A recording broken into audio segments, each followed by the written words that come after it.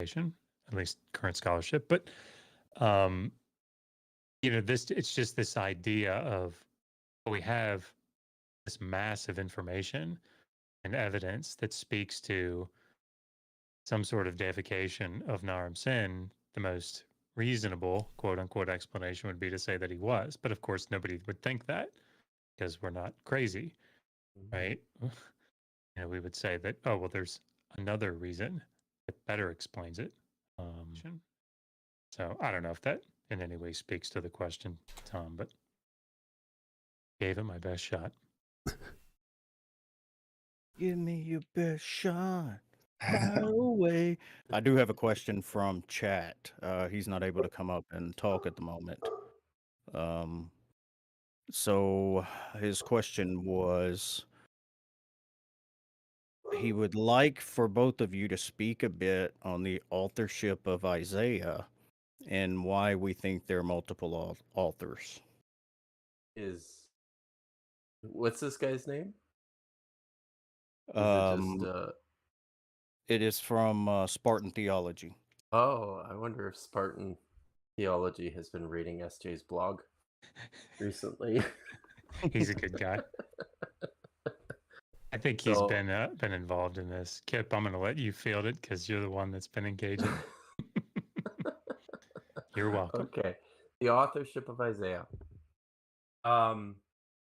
The scholarly consensus, the standard theory right now, and as far as I know, this is even less controversial among evangelical scholars than things like the authorship and dating of the Book of Daniel. As far as I know, the vast majority of scholars accept that Isaiah is a composite work, and the common divisions within the text. I mean, basically, what we're talking about is the first part, which comprises chapters 1 through 39, were written at some point in the 8th, 7th century,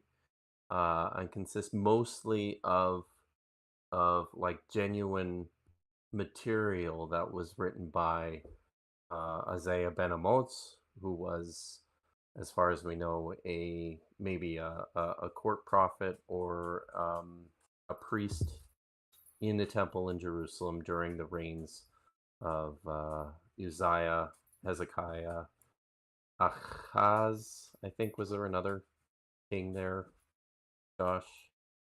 That I can't remember off the top of my head. So 8th, 7th century, prophet Isaiah prophesied about the Assyrian invasion of Israel and of Jerusalem, and so the first 39 chapters of the book of Isaiah is generally attributed to this time period, to the 8th, 7th century BCE. And then there is an obvious shift in the literary style and in the content of the prophecies, which have suggested to scholars for quite a long time now that this is different material. This is not something that that was written by the same guy in the 7th, 8th century. And this material appears in chapters 40 through 54, I think, and is generally called Deutero, or Second Isaiah, and set sometime during the exilic period, after the destruction of Jerusalem, but before the return of the remnant to Jerusalem. And like I said, there's literary clues, there's syntactical clues, there's temporal clues within this part of the book itself that suggests that we're dealing with an anonymous collection of poems and oracles from this time period. And then in chapters 55 through 60.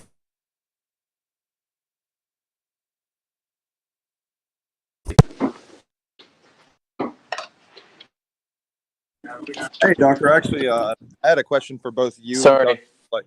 Oops, sorry. I just unplugged my microphone. Oh, okay. I was gonna say I don't think he was finished. Yeah. Got you. Yeah. Apologies. So the third section, which is identified as Trito Isaiah or Third Isaiah, is set in the return period after the exile. Once all the once the remnant of Jews has returned to Jerusalem, another anonymous prophet or writer or poet is delivering these oracles that eventually get written down. And the way that scholars tend to see the whole book is very, very similar to how they see other composite books like the 12 minor prophets in the Hebrew Bible. They're separated as individual books in our English Bibles, but in the Hebrew Bible, traditionally... Not again.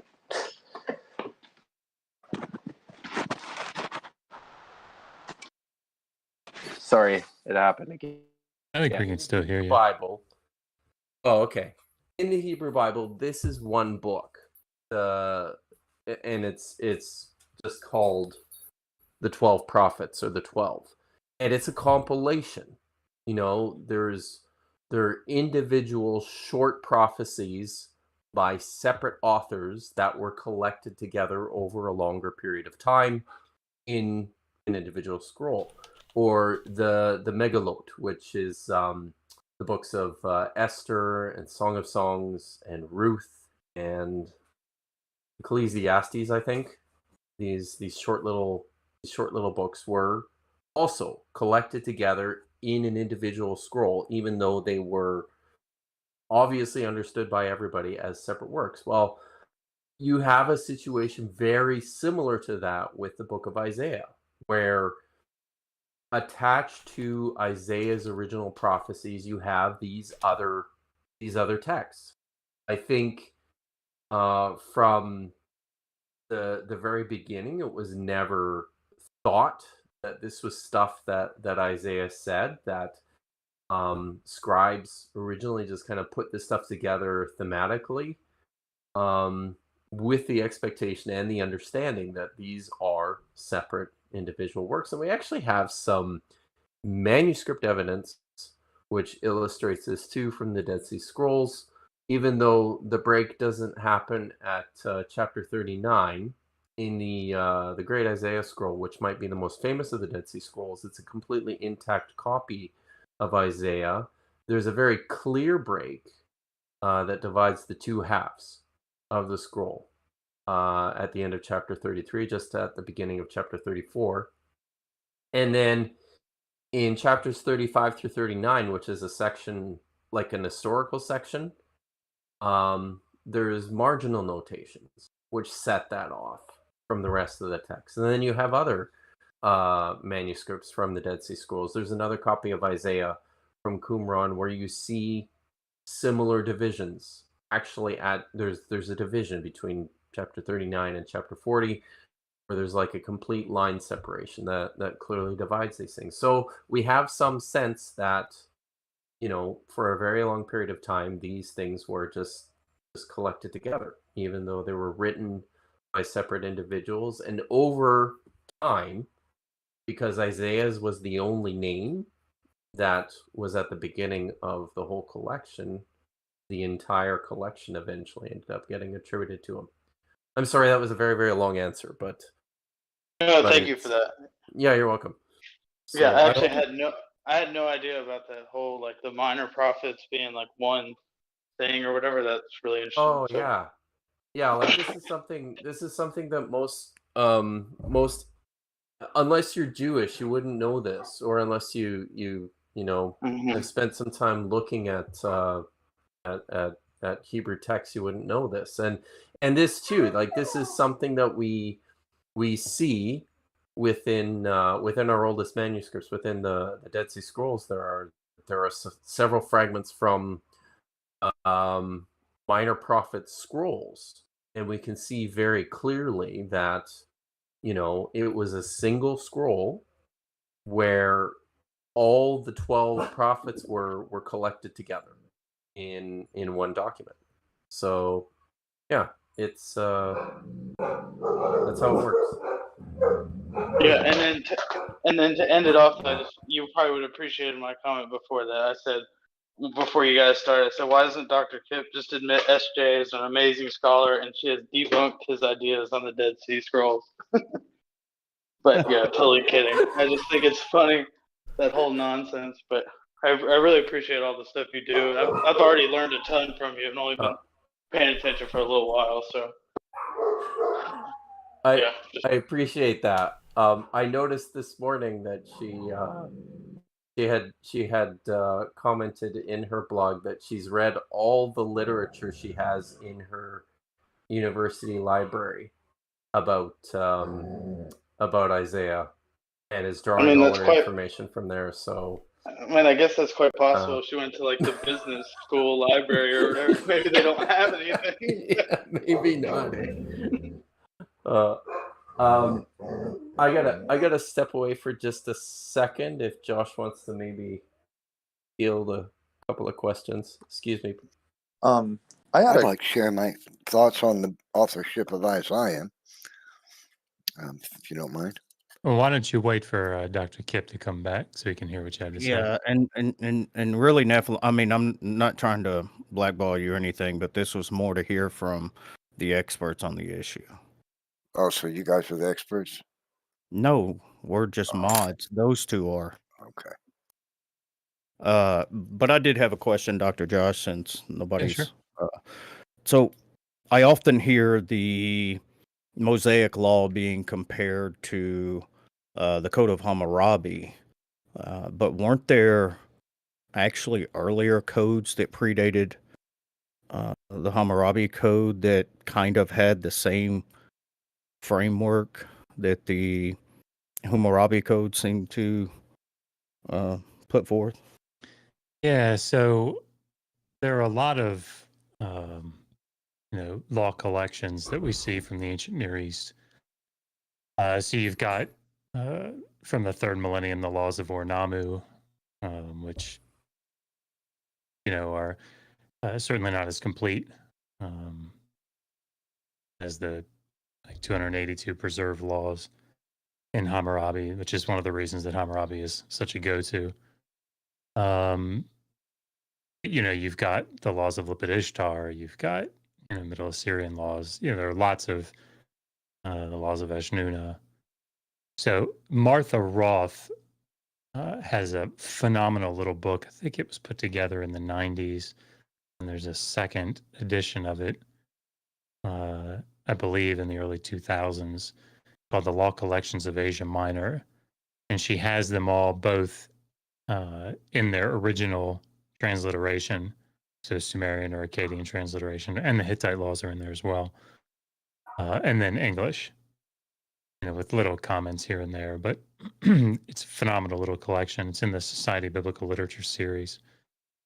But yeah, I mean, the laws of Hammurabi come up so frequently. One, because of their close relationship, which is debated to what extent that relationship is close between what we see in places like the Covenant Code in Exodus 21, for example, and what we see in Hammurabi. But yeah, you're absolutely right. There are definitely those that predate the laws of Hammurabi going back to the end of the 3rd millennium. Yeah, I was just kind of, well, not the fanboy, but because of your work, I, had did some diving into more about the Hammurabi Code, and was actually kind of surprised to find out, the extent and in-depthness that we have in the Hammurabi Code. And I thought that was the earliest that we had on laws, but I thought it's pretty cool that, I mean, even to me, it doesn't matter if the framework was borrowed or even some of the laws or things. Just such an ancient society having such a detailed and oftentimes very humane way of treating at least their society, not those outside of it.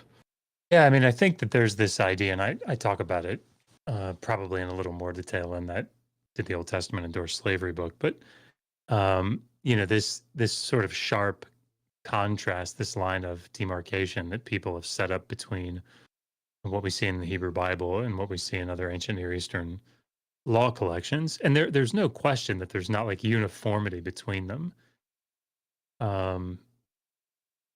It's not like it's not like it's a carbon copy or something like that. But there's people like Raymond Westbrook have argued things like there's a legal tradition that stands behind these law collections. There's like a way of thinking about legality and jurisprudence. And again, like law is not my area of specialization. Bruce Wells is, probably currently one of the best to read on this sort of thing. But yeah, there's definitely a mindset, an ancient Near Eastern mindset, and you can see how that plays out in the specific, the specific individual law collections and how they deal with similar issues. There's often, often a close to one-to-one correspondence, but even if there's not, there's a certain way of dealing with it that's uniform between them, the way they think about dealing with these particular issues. So was it it's a stele that we have, right? It's was that word is pronounced so many different ways. well, I was gonna say I've heard it called stele, Yeah, stele, yeah, it's Stella, yeah. yeah, it's well, I'm glad I picked one that was half right. Yeah, we all know what you're saying. Yeah. So is it attributed to King Hammurabi, or Oh yeah, definitely written. Okay. I think close to his. It was close to 1750. So, yeah, I mean, 25, 30 years into his reign. I'm trying to pull back his actual dates. Might not have been quite that late, maybe 20 years. Anyway, but yeah, it wasn't the only. We don't think it was the only one. Certainly, it wasn't the only one that was in existence. This one was taken in the 12th century, I think, to Susa as war plunder, along with I think the Victory Stele of Naram Sin as well. But it was set up in Susa as like a trophy, and they scratched out, I want to say 30 laws. I can't remember exactly. So you have this sort of spot that was cleared away for another inscription of the Elamite king to go on, but never actually got added. Yeah, but it's currently the one that we have is in the Louvre, the really famous one. Sweet, appreciate it. I think Yeah. Frey's got a question, I Nirvana had one. So I actually have a question. Oh, I have a question. I just didn't want to interrupt, but All Nirvana, right. go ahead. Yeah, go ahead. okay, I got you. Mine is basically when I was a Christian up until I think about like 2 years ago. One of the more interesting things for me was talking about biblical prophecy. And I had a question in the realms of the people. A lot of people will claim the Bible predicted Alexander the Great, like in Daniel 8:5-8 and 21-22, where it states the king of Greece will conquer the Persians. I just didn't know what you guys had to say on like the historicity of like certain claims in the Bible and things like that. Dr. Kipp, I talked for a long time on the last one. If you want to, I can take it, whatever you want to do. No, that's cool. So is your question with regards to the dating of Daniel specifically? I guess so. Is there really? I guess it would kind of be more of a general question of like, is there anything that like in the Bible that isn't just like added through revision that like looks to be a prophecy? Well, I mean, we have a number of preserved actual prophecies within the Bible. I mean, offhand, I'm thinking about some of Ezekiel's prophecies, his prophecy to Tyre. We're confident of the originality of that in large part because it wasn't fulfilled, and he ended up having to redress it later on. But Jeremiah's prophecy of 70 weeks for the exile is viewed as an original Jeremiah utterance. Of course, I think it's in my own understanding of what he's talking about there has less to do with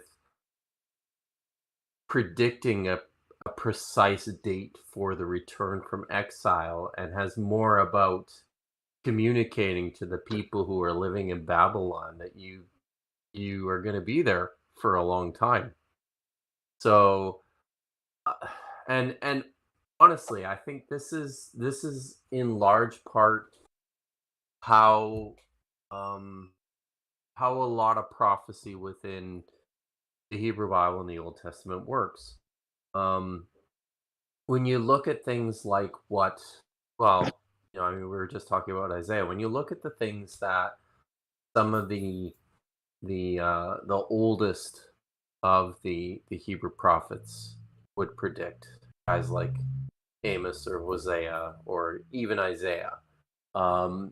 Isaiah delivered messages from Yahweh to the kings of Israel. And when you read that material, most of it has to do with giving strongly worded advice about policy. Of course, policy was also wrapped up in religion in ancient Israel. So, we tend to pick up on the role that Yahweh plays in the prophecies that the prophets are delivering, and quite often what's missed is the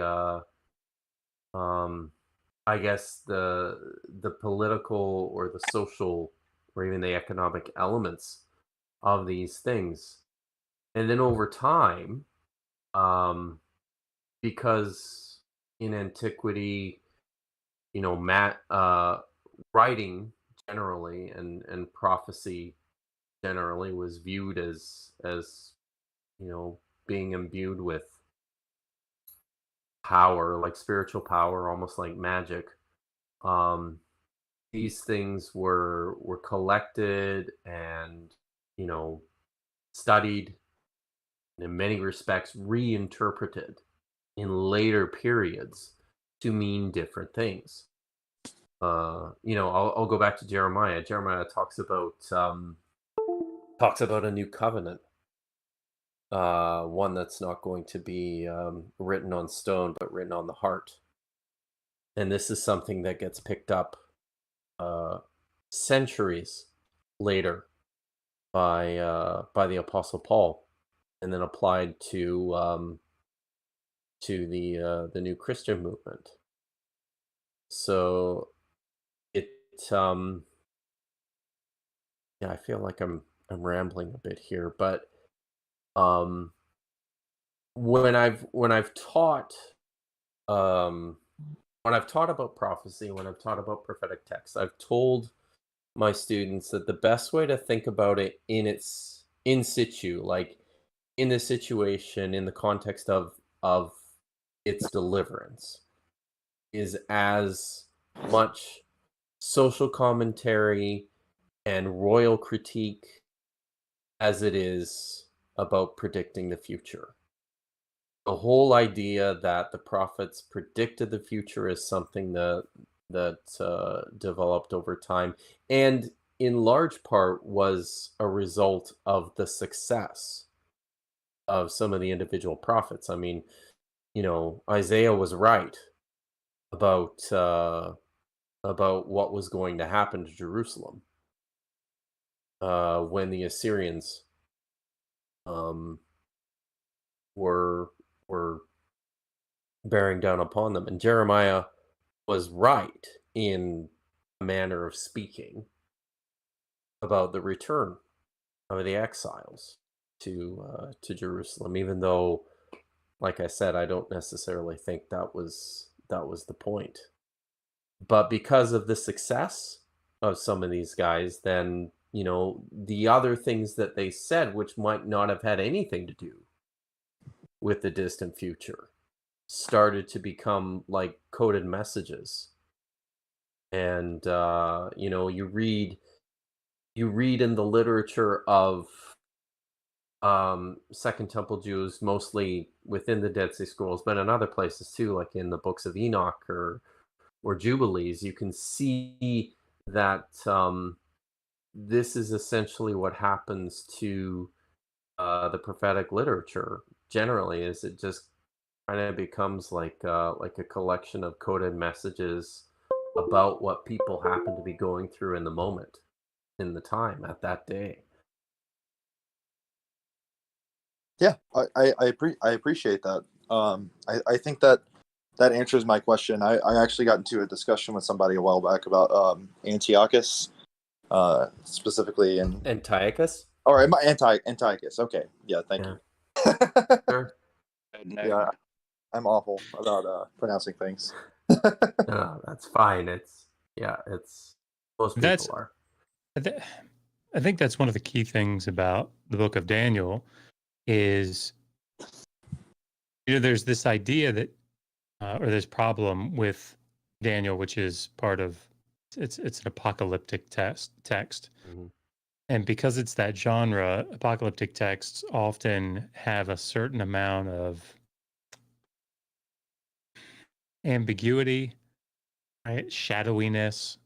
So if you read through Daniel 11, for example, if you know the history, of the time of leading up to Antiochus, the Fourth Epiphanes, you very quickly recognize, oh, this is post the breakup of Alexander's kingdom, and leading down up to Antiochus the Fourth. And I mean, you can see it in some detail, but because it's, generally speaking, it's not specific, with names. There are a couple places in chapter 11 that I think it slips up, and tips his hand more than he maybe wanted to, but it allows for this, the king of the north, the king of the south. Well, who is that? And it allows this sort of theological approach to the text, where we can say this sort of near and far fulfillment. Okay, so the near fulfillment was Antiochus, but the distant fulfillment is yet to come, right? And because there's not this great specificity,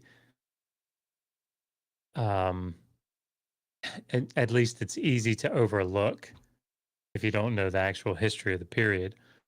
You can then apply it broadly, and this is what has been done throughout history, not just modern history. But I think, as Dr. Kipp was saying, and it's so important to recognize, is that the role of, the role of the diviner, the role of the prophet, the role of the person that stood as, an intermediary between the divine realm and the human realm, and how they were able to sort of, in many ways, monopolize this role of letting the king, for example, know what the gods are actually saying. So in Mesopotamia, you see this all over the place, right? King's getting ready to go to battle. It's a bad time to be a goat, right? Because they kill goats and look at the liver. And they look at the liver and say, all right, well, there's a little deformity here, a little mark there. And that tells us that army is going to be successful, or there's going to be a failure or whatever. So it's a bad time to be a goat.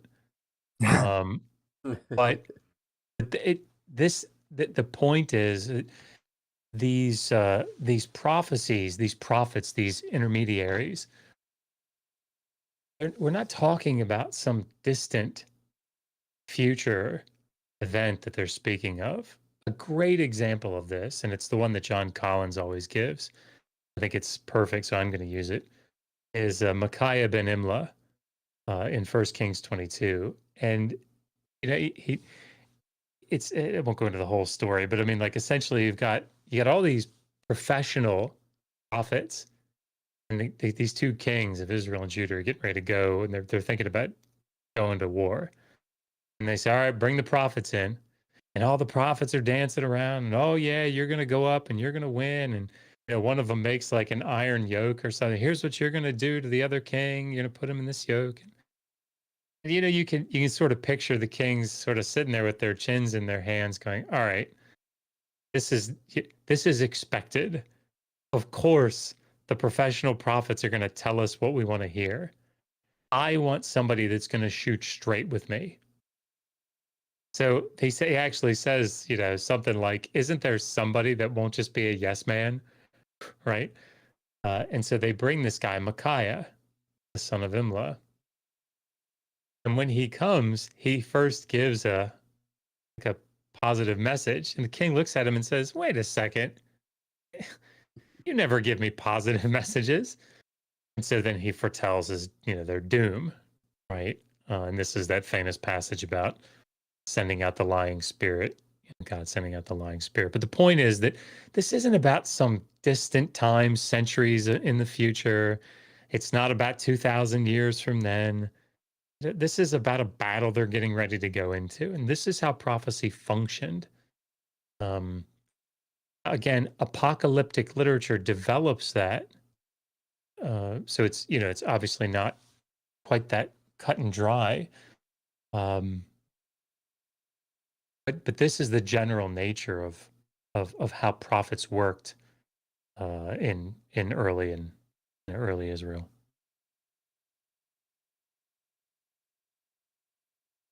Appreciate that. Yeah, I think Craig.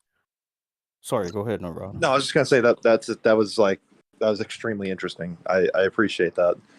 Thank you so much. Of course. So Craig's got a question, and then I've got one from chat from TJump. So go ahead, Craig. Yeah.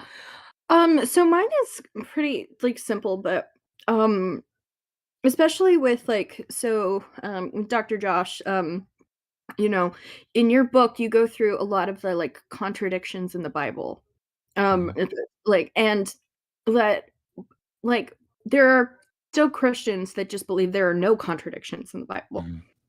And even for example, I think my dad, because I was listening to the audiobook, and you were in the book was discussing in Noah, and how in the one section it says takes 2 of every animal, and then on one it was 7 pairs.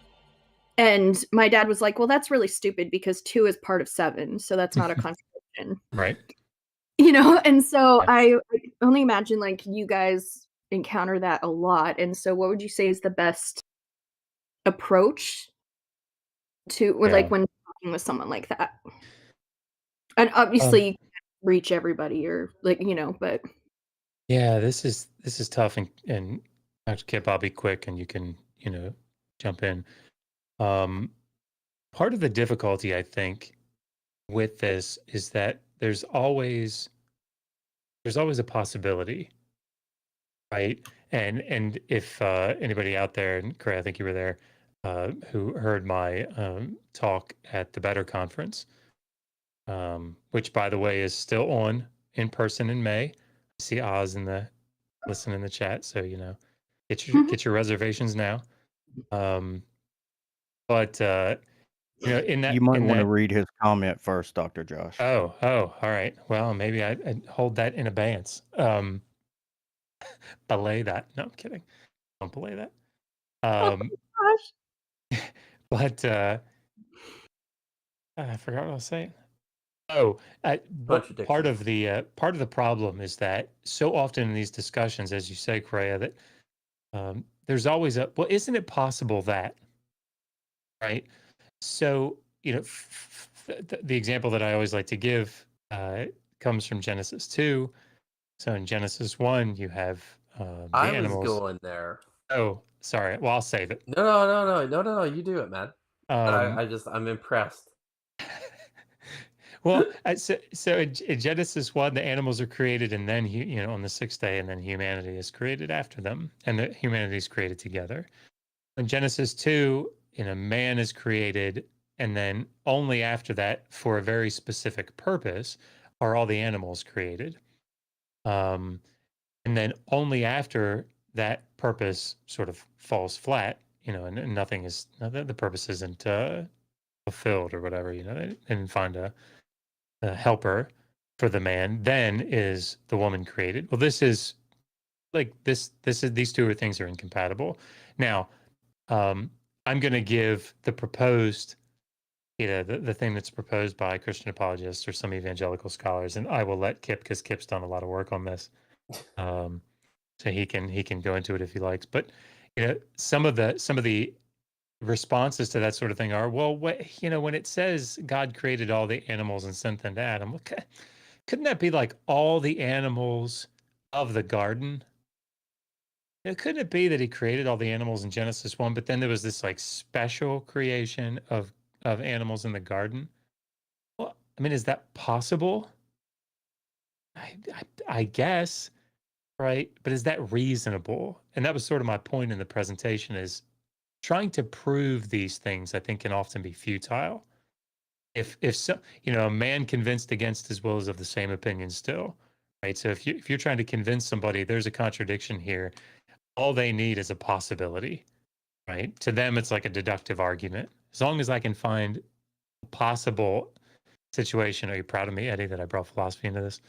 A possible situation that disproves one of the premises, and it doesn't have to actually disprove it. It's just possible, and it doesn't hold anyway.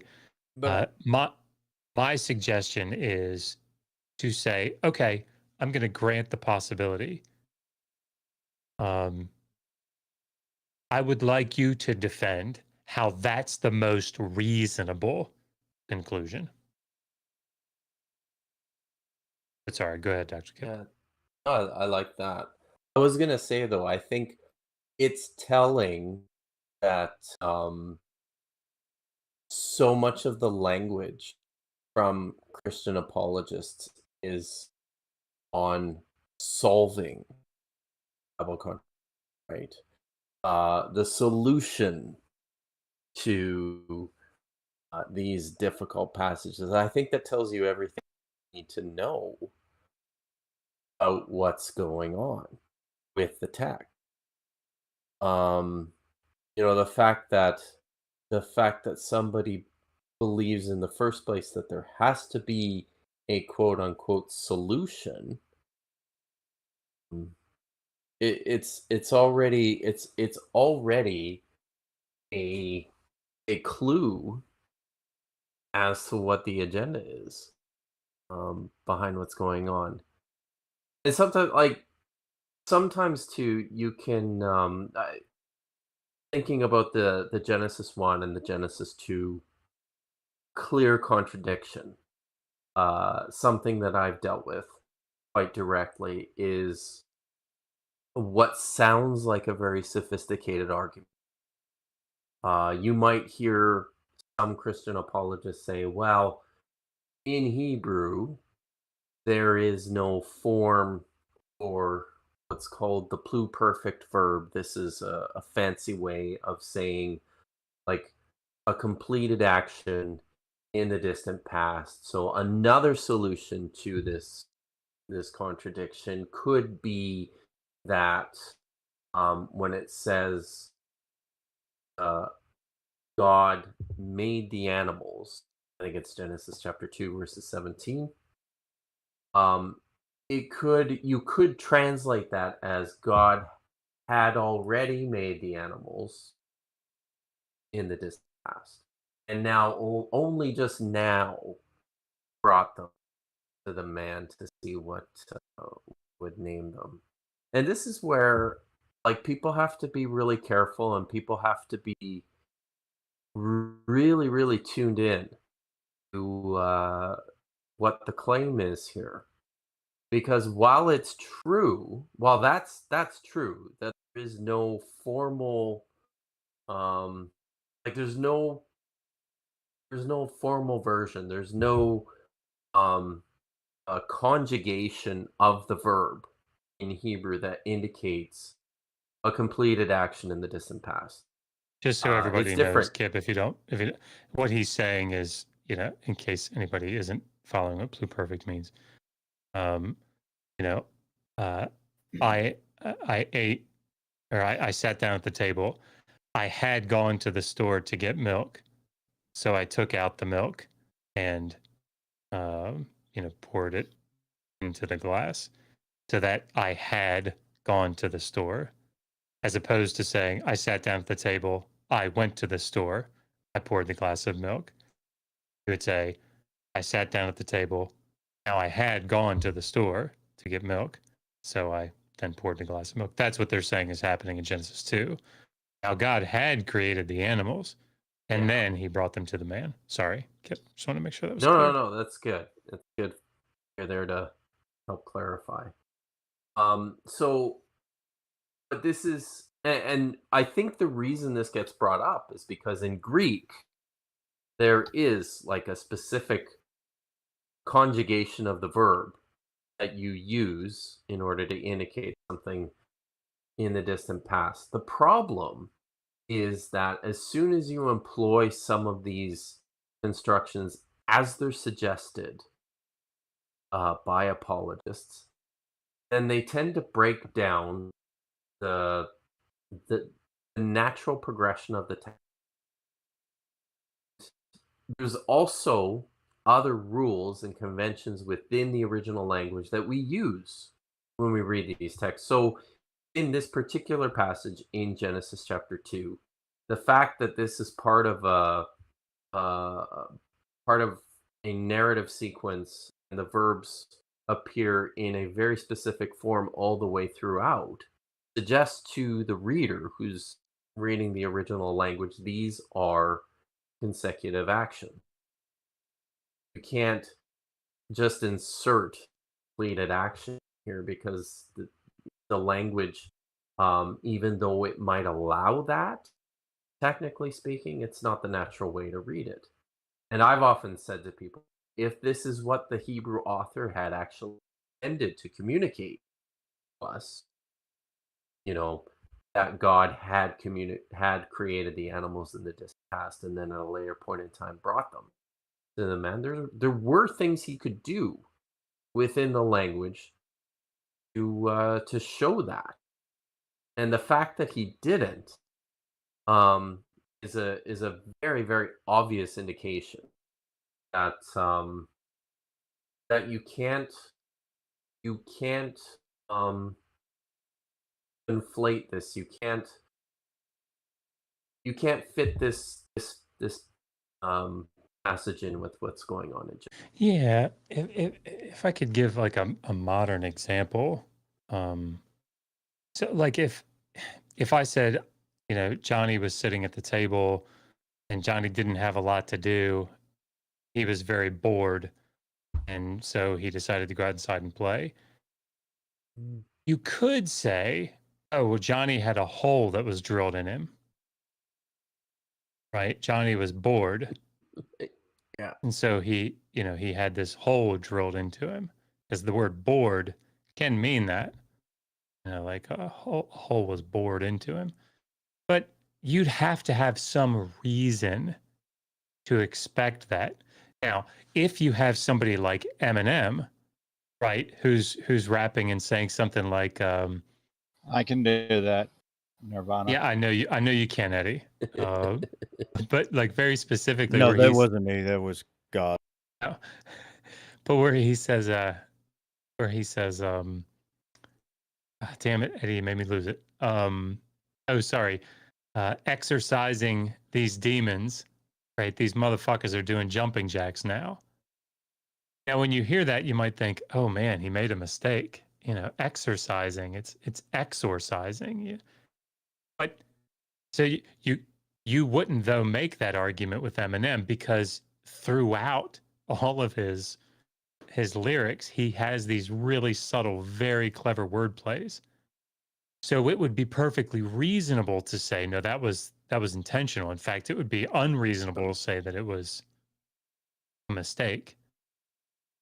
But so you can make the case, but you have to make the case. You can't just say, "Oh, well, bored here means that he had a hole in him," and since that's possible, that must be what it means.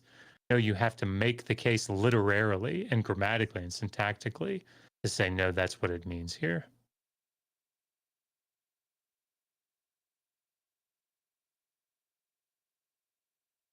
So take that, literalist and inerrantist.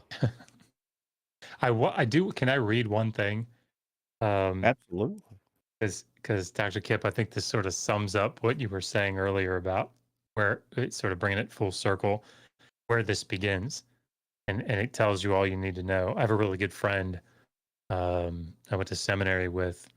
I went and got his PhD down in Dallas, and he wrote a book on the dating of the Book of Daniel.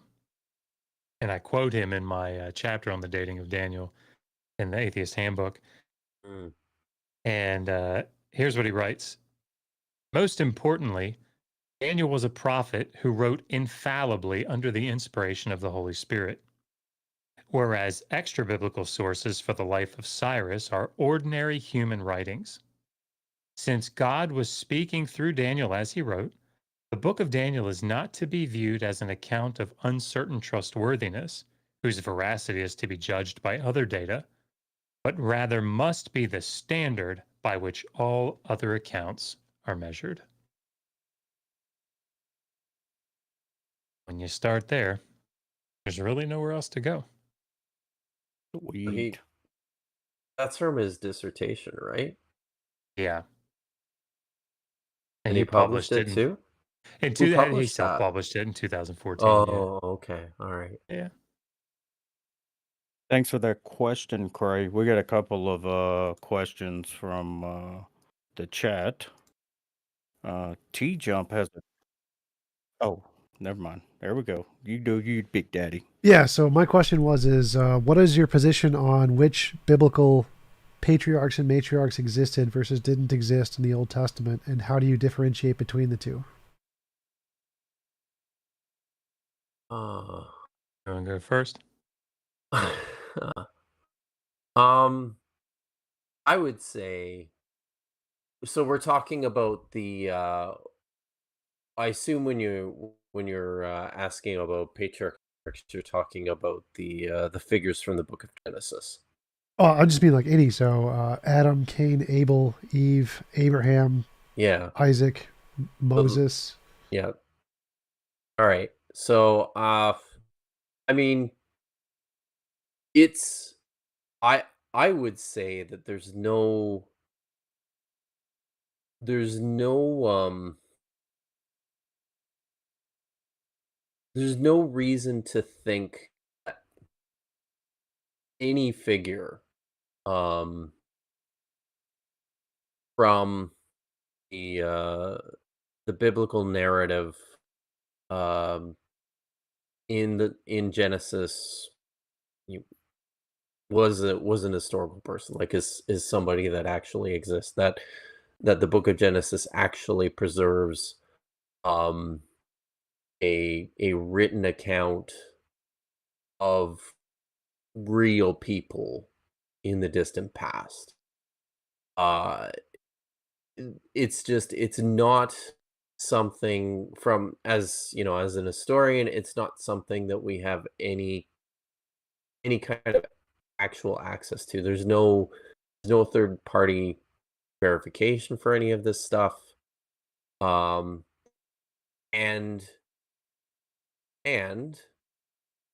because we see pretty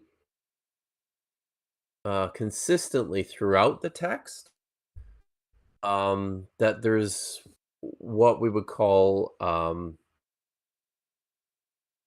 etiological, and I'll explain this in a minute. It's an etiological. These are etiological texts. What I mean by that is that these are stories that were written and they were told as a means to explain and to answer questions about life, about where we came from, about why we do the things that we do. Um, so I guess I start from there. I start from the premise that essentially anything outside of the Iron Age, which is, begins at about 1000 BC with the reigns of David and Solomon and Rehoboam, anything outside of that, we just don't have any way to access that and to investigate that historically within the Bible. So we start from the position. I start from the position that this is fulfilling an etiological purpose. These are stories that are told as a means to provide explanation and to provide identity to the people who are writing them down centuries and centuries later.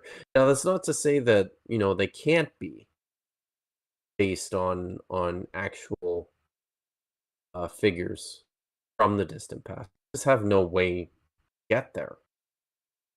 So I don't know. Maybe that's a wishy-washy kind of cop-out answer, but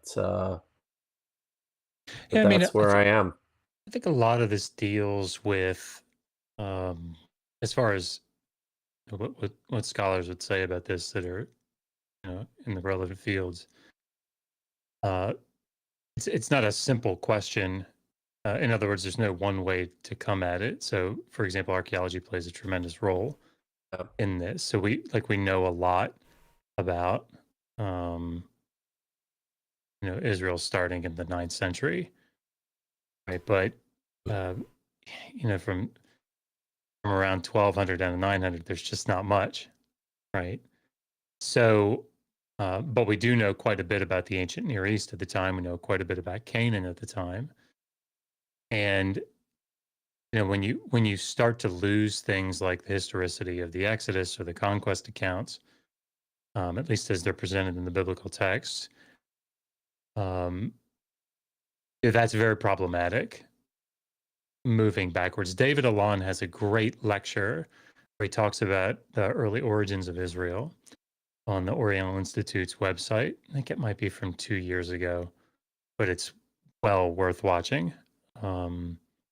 And he has this sort of rule of thumb, and it's a good one, and it's one that most of them hold to, and that is the further back you go in biblical chronology, the less reliable it is. And that just works out well. So, somebody like Joel Baden talked about this recently on Myth Vision, did an interview with Derek and was asked this question. And he said, look, nothing in Genesis 1 through 11, given its genre, given the purpose of the, those 11 chapters, that primeval history, these are mythological figures. Starting to get into Abraham, is it Abraham, Isaac, Jacob, Joseph? Are these based on maybe based on memories of people that may or may not have been named Abraham, Isaac, Jacob, and Joseph? Maybe we just, as Dr. Kipp said, we don't have access to that. What? Go ahead. I was gonna say, I mean, there's extra clues in the text here too, like Jacob's name, means one who grabs the heel or a trickster, and this is his character throughout the story. His brother Esau, his name means red, like red man, and it's so like there's these clues that you see kind of within the text too that suggest to you, oh yeah, well this is not just a straightforward history. Yeah. And the So- last thing, so I would say, for me, once we get to David, I tend to, and it's not my area of expertise, but I tend to fall in a similar line with what Joel Baden says about this. He's got an excellent book on David and the history of David, or at least the quite spun story of David. I tend to think along the same lines that he does, that there's a lot of propaganda going on, in the stories of David and Saul, David, and Solomon, and so that probably has some good historical value to it.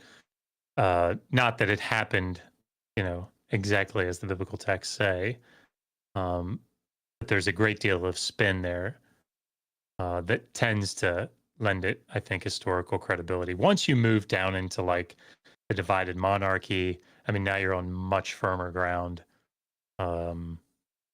historically speaking. Yeah. I think just to finish up TJump, I think you had a part of your question too was how to distinguish mythical figures from historical figures within the Bible. And well, I mean, Josh just touched on that there. It's all about what we can reliably pull out of the archaeological record or from third-party sources as starting point. But if you're absent any of that kind of source material, it becomes so much more difficult. And the very last thing that I'll say, and we have to be very careful, I think, when we talk about these figures. Gilgamesh, we have very good reason to believe that Gilgamesh was a real king of the city of Uruk in the 3rd millennium. Like we have pretty good evidence to suggest that. I don't think Andrew George would say it's definitive, but I think he thinks that he was a real guy. Does that mean that he was 2/3 divine and had a wild man friend named Enkidu that got tamed by Shamhat, having sex for 6 days and 7 nights? No. I mean, did they go to the cedar forest and kill the protector guardian of the forest, Huwawa? No. Did he go to Utanapishtim, to the ends of the earth to learn about the flood? No. So just because he was a historical figure doesn't mean that all of the legends, and mythology that developed around him carry that same weight, because they certainly do not. And I think that needs to be kept in mind in these discussions. Great, thanks. That's why I answered my question perfectly. Awesome. All right, Antangelo, before you answer your question, we have one more in chat that was waiting. And then after Antangelo, we have another one in chat. So Oz wanted to know, people won't quit talking there, so I gotta find it. Dr. Kipp, how impressed are you with S.J. Thompson's explanation of scripture and historical accuracy? If you could keep the fawning to a minimum, Kipp, that'd be great.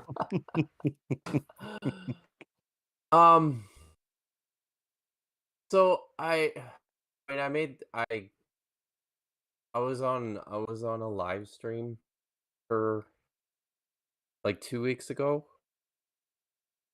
and I made this point, and it's one that I have some difficulty with, because S.J. Thomason is she's got a terminal degree, she's a PhD.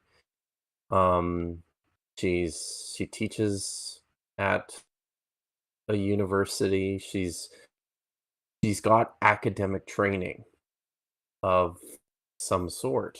I mean, it's in business administration, I think, or something of that nature. And I've never, I mean, I've never read anything that she's written within her field. I don't know anything about her. I don't know anything about business administration, and I have no, I have no reservations about that fact. Um, so I have no way to judge her scholarship, and that's, I mean, that's where she's trained. That's really where her scholarly expertise lies. I mean, I have no way to judge that because I've bothered to look at it, but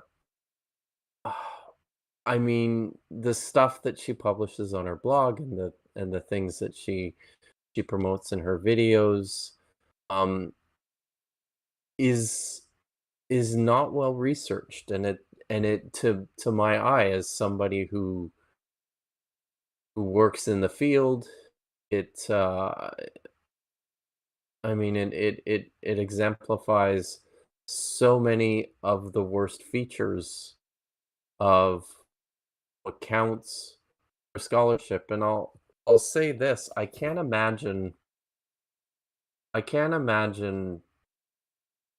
going out of my own field of expertise and my own training to deign to talk to people who are experts in their own field and to tell them basically how to do their work and, you know, uh to pass judgment on the quality of their research since I don't know anything about it. And I think when I read her stuff and when I see her videos, that's all that I can see now. That's all that I hear is somebody who doesn't know uh the bare minimum about critical biblical scholarship or ancient history or textual criticism, or to say nothing of the languages or manuscript culture and all these things that scholars use in biblical studies. It's it's very it's very hard for me um to be nice, I guess. I think you've been uh extremely charitable. Yeah, well, I appreciate that. I do. She I didn't mean, if think I, so the last time I was on her channel, but it it's it becomes tough when you're dealing with the same nonsense over and over again. And I mean, I'll just say this one last thing. You know, no, I'm not going to say it. So you go ahead, Josh. I was just gonna say, like, I mean, it's very, very difficult, even with research training. Yeah. It's very, very difficult to go into another field. So, like, I was having a conversation today about the vaccines, right? Well, I mean, I have no science background, none. Um, so, guess how much my PhD is worth? Is nothing in that discussion. Even and this is something Josh and I have talked about in the past before. Even within the nuances Yeah, of our own field. yeah, Like, I would never promote myself yeah, as an expert in Greek yeah, or in the New Testament, even though, you know, I mean, I think I had to do 4 years of Greek, and I've sat in graduate seminars on Paul's writings and his use of scripture in the book of Romans and on the historical Jesus and on, you know, the developmental history of the gospels and these sorts of things. But I am not an expert by any stretch of the imagination, and I would never promote myself as such.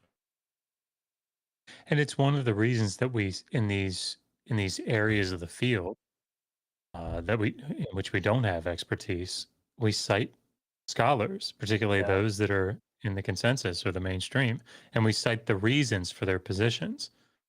Um, But this is the thing, like in this conversation, I mean, I said to Megan, do you know anybody online that could just point me to just because like I can look at peer-reviewed sources, but in the same way that you can pull up peer-reviewed sources on, the historicity of the Exodus and get some bad stuff, right? I can Yeah. only imagine that you can do that in the sciences. And so, it's like, okay, I can go to, these different journals and pull articles off that have these keywords and so, but I mean, I am not qualified to sift through this and to determine who are the people that hold fringe positions. So it's just, you have to rely, on people that are experts in their fields of research. And yeah, I think it's problematic when you don't. Well, if it makes you feel any better, I have no idea who she is. So Oz had a follow-up question, Dr. Josh. Can you confirm that he is the Lugal? The everybody? Lugal? The Lugal? Is he the king? Yes. Oh, See? he's been doing the Sumerian. learning. Yeah, He's the been Lugal learning. Gal. He's the great king. Tangela, I know you were waiting. Nice. I said one question in the chat. There were actually two before you get up here. So let me ask this other one and then you can go. This is from Birdie.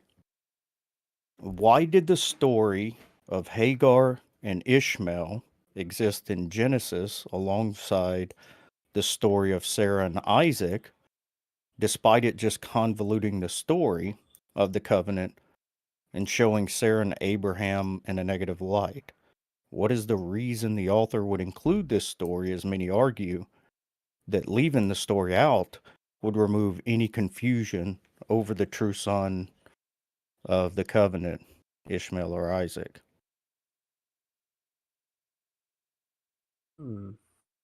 Why is there such a conflict between the intended message and the received one?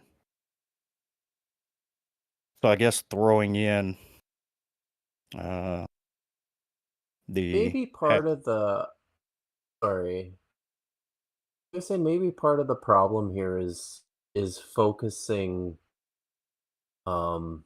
just on the covenant. Because the thing about the book of Genesis, lots of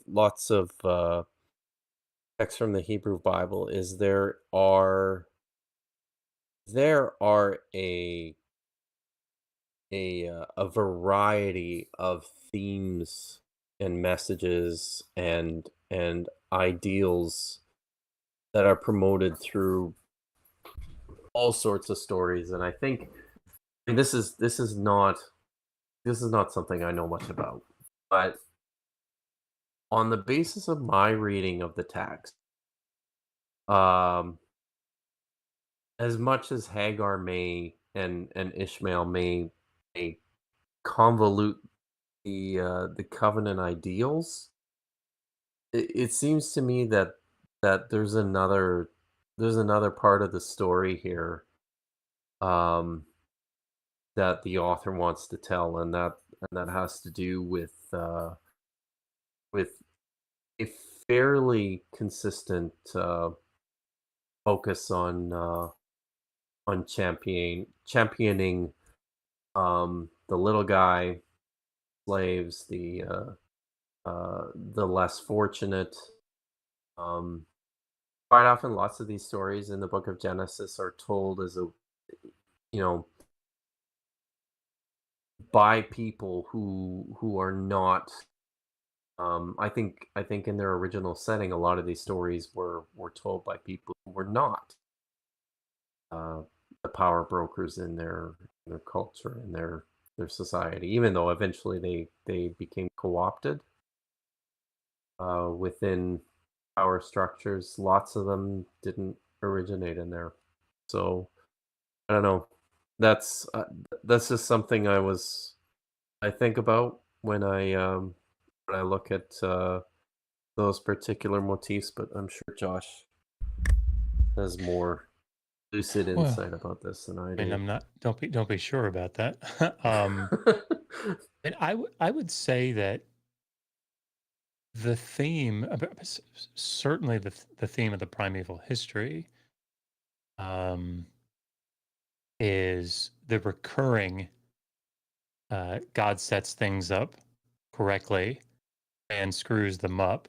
God has to come back and fix them. Then God sets them up again correctly, and man screws it up, and God has to come in and fix it.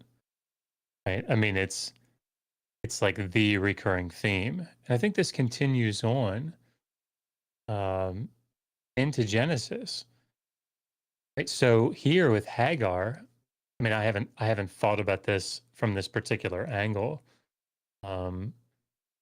necessarily with this question in mind, but I suspect what's going on here with Hagar is that look at what the situation is. Here, Genesis 15, God's established this covenant. They've parted the animals and walked. Supposed to walk down between the pieces, and Abraham falls asleep, and God passes down through, and so this is an unconditional covenant, right? That it's being established. God is saying, "I will do this," but then the next chapter, how are we going to do that? I don't have any kids, right? So they come up with their own plan. And that plan results in turmoil in the text. And I think it's just a continuation of this theme. And of course, what follows in chapter 17, after that sort of gets smoothed out and to whatever degree, God comes back and says, yeah, remember, like, I got this, right? And here's how you're going to know. So I again, I think this is this theme of a combination of how's it going to happen, try to do it on their own, along with the recurring theme of God sets it up, promises to make it happen right, and man screws it up. God has to come in and fix things and smooth it over. And so I actually don't think that from a literary standpoint, this produces a problem. I think it's there to lead the narrative on. Fantastic. Okay, Tangelo, you've been waiting. Go ahead and ask your question.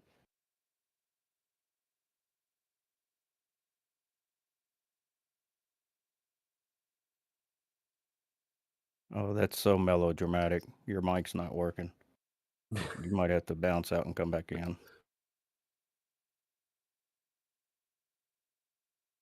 We can't hear you, Otangelo. You're lighting up, but there's no sound. That sucks. Man. He's been waiting very patiently. Yes, he has.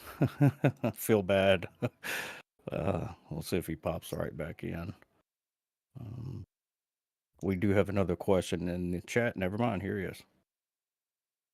Oh, you're probably going to have to restart Discord. It's still doing the same thing.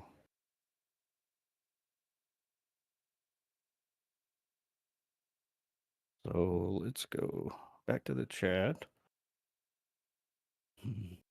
How long you guys have set aside for questions? Dr. Kipp, I'll leave that up to you. No, I'm good. It's Friday evening and my kids are all grown up, so I'm pretty free. I'm good to go for a bit longer. Everybody's in bed here, so. So the next. Oops, sorry. Am I talking? No, I was just gonna say I was just thinking. I guess I should figure out who my kids are. Still not working. So this one is from the Awoken One. Dr. Josh, can Daniel 7 be argued to be a dual prophecy where Jesus is to be the Son of Man, coming with the clouds at a future coming, even though the original context of Daniel was talking about Antiochus Epiphanes in the 2nd century BCE? Daniel 12 seems to predict the Messianic age would happen at the death of Antiochus, and the resurrection of the dead in Ezekiel 37 would happen. It seems the New Testament writers tried to reinterpret Daniel and thought that the end times was in their generation, that Daniel was talking about them with Rome. And this is, like this is we were talking about this a little bit earlier, but this is sort of the common, what do they call it? Interbiblical or intertextual exegesis, right? It's coming at the text, and you see it in Second Esdras, right? In the early first millennium CE, it's like, well, Daniel thought it was Greece, but actually he wasn't given like the full story, and here's why it was Rome. So yeah, can that argument be made? Absolutely. People make it a lot. Is it a convincing argument? I think that's probably what they're asking, and I would say no. I don't think so. But again, you've moved into the realm of theology at that point. We're trying to make these sorts of near and distant fulfillment. If there's nothing in the text of the Hebrew Bible that would provide for that reasonably, you've sort of left my field. When you start to say, well, and not obviously not a Woken one, but when a person starts to say, well, this has this future fulfillment. Is that possible? Sure. And are God's ways higher? And well, in the Christian worldview, yes. So does that allow for it? Sure. I'm fine with all of that. I don't think it's correct. But I guess what Eddie, philosophically, it doesn't sound contradictory to me. Like not logically possible or whatever. So, but of course it's getting outside of my field. But it's a good question, and yeah, it can be argued. Dr. Kipp, if you want to say anything about it, go for it. No, that's fine. I did think that something I've noticed when I talk to certainly when I talk to family or to friends or people that I meet, there seems to be a common misconception. Speaking just generally here, that that theology and like biblical studies and ancient history are all like the same thing. And I'm sure it was the same case at Hopkins, but every university that I attended, and where I've worked, the theology department was always completely separate from where I was doing my work in the usually in like the biblical studies department or the ancient history department or the classics department. I think it's helpful for people to understand that. Isn't kind of a follow up on that? Isn't part of Daniel considered to be a later edition? Oh, sure. So, Daniel is the scholarly position on Daniel is that it's a text that developed over a longer period of time. That it wasn't written in the 5th century by an actual prophet named Daniel, and that it's composed of various individual separate parts. There's the clearest division within the book of Daniel is between the first half, which not all, but most of it is written in Aramaic, and it takes the form of these court tales featuring this figure Daniel and his friends. Then the second half is written in Hebrew, and these are prophecies and oracles apocalyptic prophecies about the Antiochian crisis from the 2nd century. So, and there's very, very good reasons to think and to hold that over a period of decades or centuries. These are individual components within the book that were put together over time by editors, by scribes. Can I answer to that? I think my mic is working now. Okay. Yeah, we can hear you. Yeah, we can finally hear you. Go ahead, Antangelo. Okay. In regards of someone of you guys said that people should actually listen to experts. I disagree with that, because I think if you just blindly believe to what experts say, experts are also biased. Even if there is evidence which they eventually have a better education, which they study and so forth. Do you have a question, Otangelo? This is for questions. We're not debating. I would go to that if you let me end my point here. Okay. So, would you say that today, with the information that we have access to through the internet, books and science papers, any layman can basically educate himself and make own conclusions rather than just listening to what others say, so-called experts, which, okay, they can have a good education, I agree with that, but there is always a philosophical circle around the evidence, and experts, they are also biased. So wouldn't we actually, rather than simply listening blindly to what experts say, investigate by ourselves to come to sound, solid conclusions? Yeah, Kipp, I'll keep mine short. Eddie, you'll be proud of me with this one. I think you've set up a false dichotomy. Come on, somebody. Spot on, baby. Good job, Dr. Josh. That's good. Yeah. So I don't think that anyone's advocating for any type of blind, acceptance of. I'm not even sure what that would look like necessarily, because who would you blindly accept? I think this is probably more akin to, I had some chest pains a month ago. Now I could, right? I could WebMD.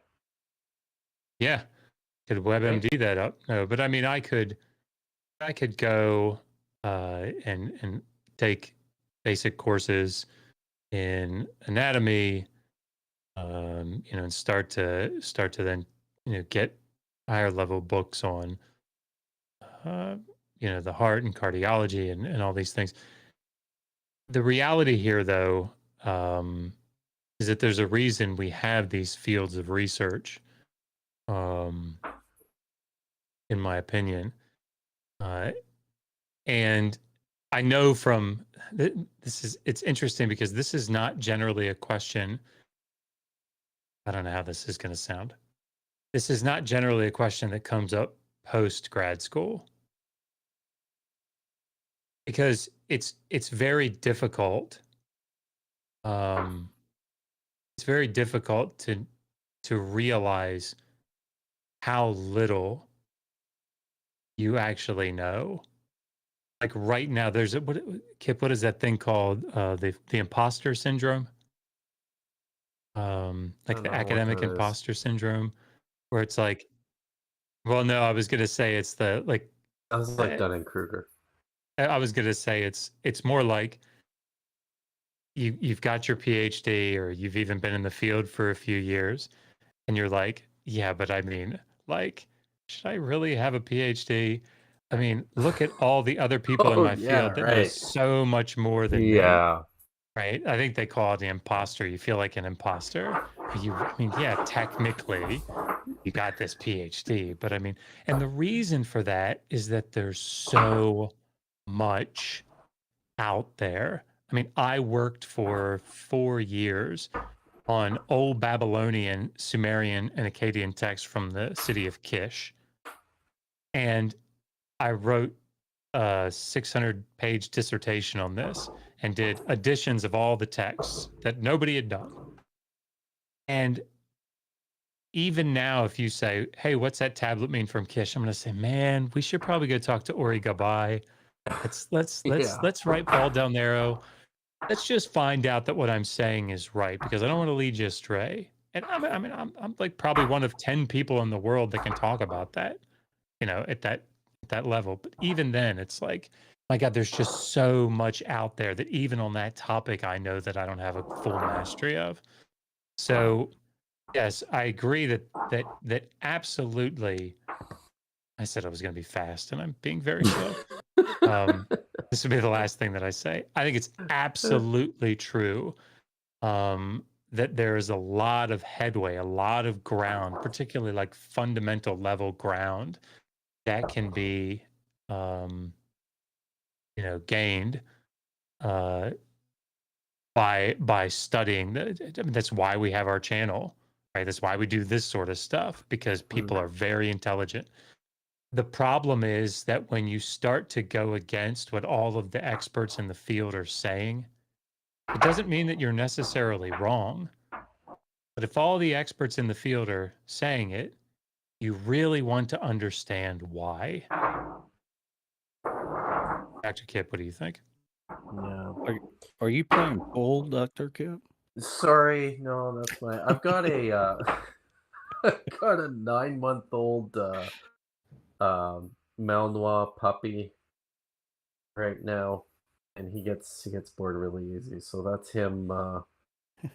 That's him rolling his bone across the floor. Sorry about that. Well, I'm Dr. sure Josh, can I quick answer to that, what he just said? I think it's my turn, and I think there tends to be or there can be. Yeah, Josh, I'll just maybe say the same thing you said a different way, is there can be a failure to appreciate or to grasp the amount of legwork and the types of skills and the amount of specialization that's required to make the really, really complex things, just speaking within our discipline, simple and understandable. Simple and understandable enough to publish on the internet. Yeah. So I don't know. It's yeah. Yeah, go ahead and respond to Tangelo. We got other people waiting to ask questions, though. Real quick. Yeah, I don't know about you, the field of you guys, but I see it in regards of biology, and especially in regards of evolution. There is a consensus of over 150 years where the big majority of biologists, the scientific establishment, still even today promoting evolution. Nonetheless, there is so much evidence that the claim of evolution is simply not true. So I really much put that in doubt, that when the majority says that something is true, that we should take it as true. Can I ask you, Tangelo, and sorry, but I mean,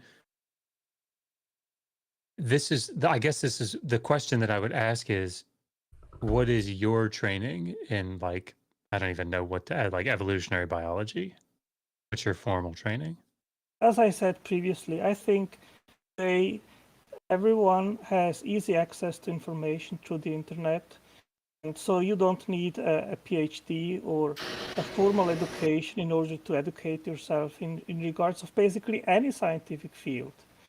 I am a machine designer, and I study biology and philosophy and different faculties which have to do with God many years. And I really think that I can have access and educate myself. I don't see any disadvantage to some biologist which makes his experiments in the laboratory. Okay, he can have eventually lab experience. That doesn't mean necessarily that he knows more in regards of the relevant issues which we as atheists and theists debate about, which is in regards of origins. Well, So that was a big. I was just gonna say, if the evidence is that strong, then somebody needs to do a much better job of convincing all those scholars who hold to the consensus that they're wrong. I mean, this is where really. This is where it ends Right? up, though, right? Because you have to then say, because if I go back and say, why is it the consensus disagrees with you? Then the answer that I normally hear back is, well, they have a bias, or and I think actually Tangelo said something similar to that, right? They have a bias, or they have these, philosophical presuppositions or whatever. And the problem for me is that as a person in this field, where this charge is also leveled, against us. So, well, you guys just don't believe in the supernatural. That's why you come to these conclusions about Daniel or Isaiah. Well, I mean, walk with me, and I will introduce you to scores of Christians that are in the fields of archaeology and biblical studies that agree with me. We can, and believe me when I tell you, they are not anti-supernaturalists. Not in the least. Yeah. Oh. Well, not only that, I mean, even in the field of biology, there are tons and tons of theists who work on evolutionary biology, and it's not like it's one side, one ideology, one kind of theology or something that's guiding. We're literally looking at the world and trying to put the pieces together. Yeah, I mean, you won't last under peer review with those types of pronounced biases. You just won't. I think it's kind of telling how like he immediately tried to interject between Kipp and you, and now he's not even an audience listening to us. I don't know. That's why I wasn't Yeah, keeping him on stage. Nice. Yeah, I just think it's interesting though when he brings this up, and I think you guys could actually speak on this a little bit. If you want to hold a fringe position or whatever, I mean that's fine. You're more than welcome to do that, but at least admit that what you're holding to is fringe. And like, do you think But like when someone like SJ, for example, I'm not trying to rag on her, but I think it's a good example because Kipp actually said this in one of her streams. It's like you dump on Jesus mythicism because it's such a fringe position. You just rely on the scholarship, and then you fall to the dating of Daniel, which is just as fringe, but you act like, oh, well, on this one, they're all biased. Obviously we can't trust the scholarship here, but with Jesus mythicism, oh, definitely. Or, something like that, I think is. Well, I think we've learned today that cognitive dissonance is a real thing. One of my favorite ones is the rather duplicitous characterization of within our field of the scholarly consensus as some scholars. And you hear this with some frequency from some apologists who will identify the consensus position that they disagree with, then classify that as, well, this is what some scholars believe. No, that's not. Yeah. This is what the majority of scholars are telling us. So, and I know it like when we continue to pound on the value of the consensus, it can sound like an appeal to authority. And I guess my interjection to that is, and this is something that I think both Josh and I have been saying pretty consistently, evening a few times, that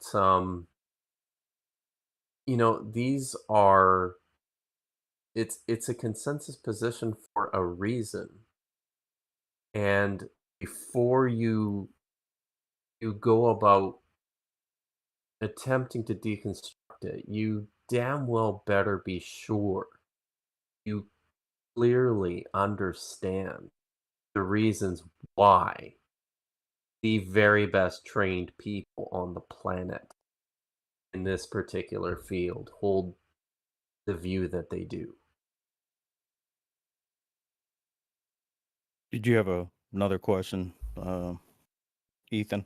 Yeah, actually, I have like kind of a specific one, maybe, and maybe you guys don't know an answer. That's fine, but maybe it would be interesting.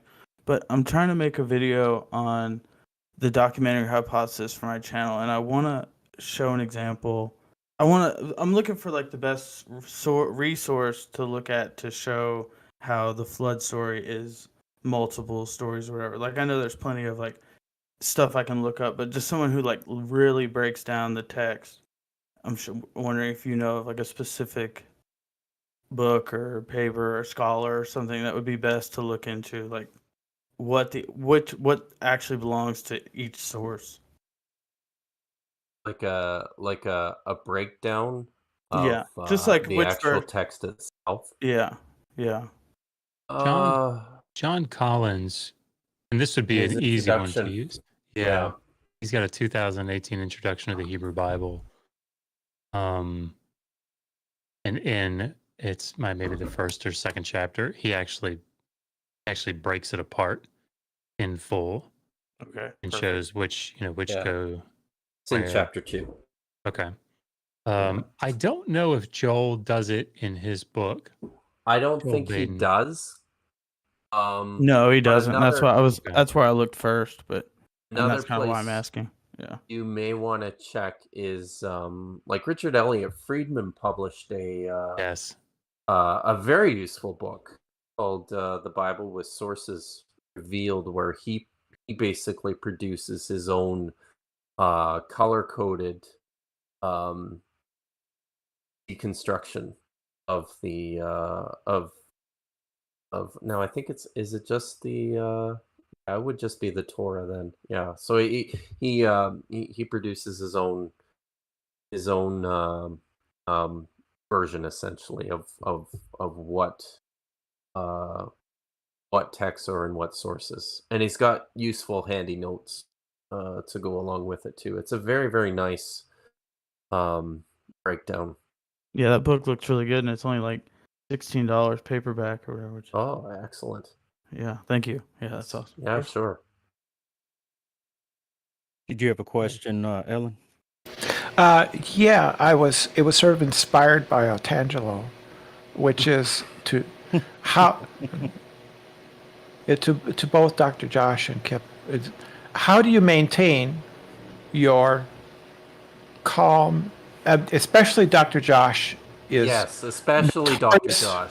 is notorious. He's notorious for maintaining his calm demeanor, right? I try. I do. I try. And then I don't. That doesn't work. And I'm putting this somewhat humorously, but it is kind of a serious question. I maintain up to a point, and then I don't. Then I just don't. Do you understand? Did I make sense? Did I even make sense? Oh yeah, definitely. Yeah, totally. I would second that question. I mean, I think a lot of it is at my core, I don't like confrontation, which is weird given what I do online. But it's the reason that I tend to, well, as you can see here, like Dr. Kipp and I are together doing this, right? We can sort of we can sort of play off each other, and if need be, like Kipp can be the bad cop. Sorry, that's terrible. But I mean, like No. I don't like confrontation in general. And so I guess I try to avoid it. And then he just goads me into Yeah. doing it. Listen, you come on and you get upset with them. This is actually not that far of actual conversations. It's so true. Because see, this is what tends to happen is if I'm one-on-one, well, I mean, anybody that's heard the conversation that I had with that gentleman who I'm sure everybody knows I'm referring to. Yes. Well, there's a follow-up question, which is, if not, then are you even human? Are you a bot? Well, I think I tend to have like that element of people pleaser infused, and I feel like I keep it in check, but it still shines through, at least in my demeanor. And so I tend to, if you watch me interact with people that I vehemently disagree with, I did a debate with Dr. Michael Brown. Dr. Michael Brown and I are good friends. Like we texted a couple weeks ago. But we disagree on so many things. But we did that debate on slavery. And it's funny because like the conversation never veered away from things that we could agree on. And it's like I seek those things. You know what? Let's talk about this passage because I suspect we agree on this. You know, and people are like in the side chat, talk about verses 44 to 46. Like, yeah, but we should really hone in on the earlier part of Leviticus 25. This is really a good, a build up to it. Oh, we're out of time. Damn it. But yeah, so that tends to happen. So on that note, I've listened to a little bit of Dr. Brown's stuff. Is he somebody you would recommend? And I mean, at least his Hebrew knowledge or Jewish knowledge. Oh, his Hebrew's good. Yeah, Dr. Brown's well trained. Yeah. Okay. He clearly has theological commitments. Sorry, Dr. Kipp, you go ahead. No, I was going to say the same thing. So, and I think that it's worth noting too. It depends on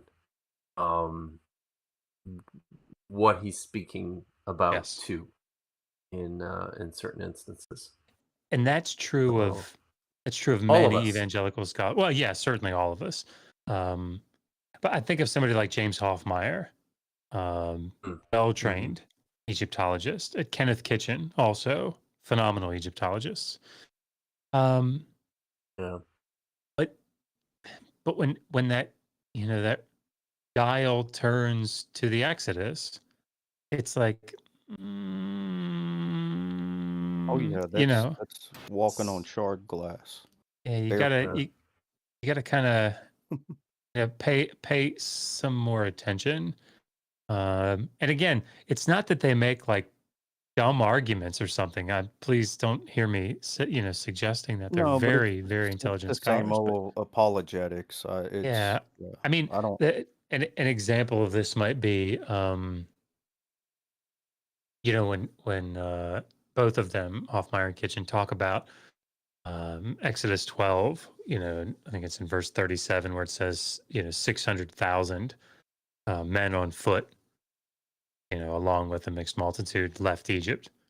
Well, that figure, 600,000 fighting men, that's going to estimate, it's going to move up to like 2.5 million, 3 million people, even at a conservative estimate for how many people left Egypt, including women and children. So, everybody agrees, including them, that 3 million people, 3 million Israelites could not have walked out of New Kingdom Egypt. There were only that many people in New Kingdom Egypt, all of Egypt. So then, and they say that, we know archaeologically and historically this could not, this many people could not have left. So then what do we do with this 600,000 number? Well, instead of saying that it's wrong, right, and looking for a sort of paradigm or a model to make that new data point fit into correctly, it's, well, maybe we've misunderstood the Hebrew term elef. Maybe elef doesn't mean thousand.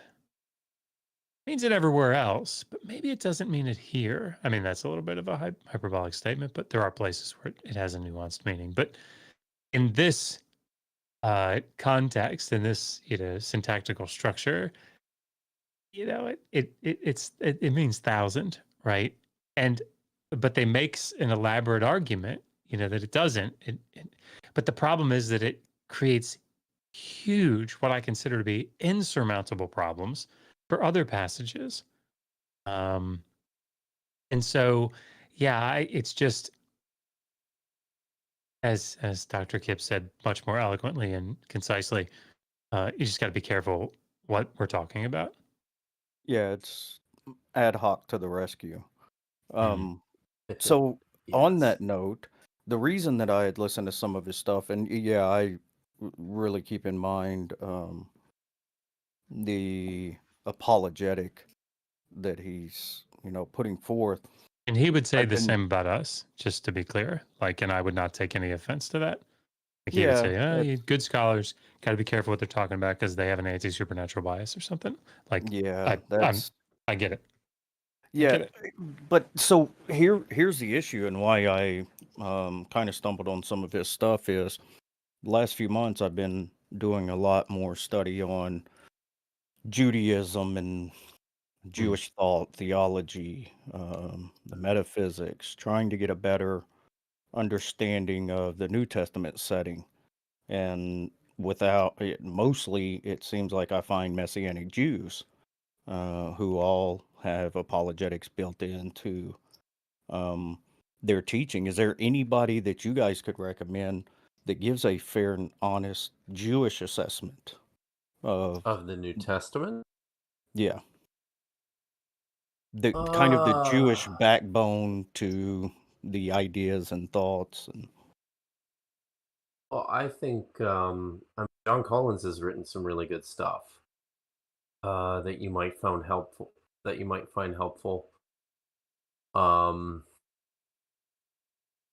There's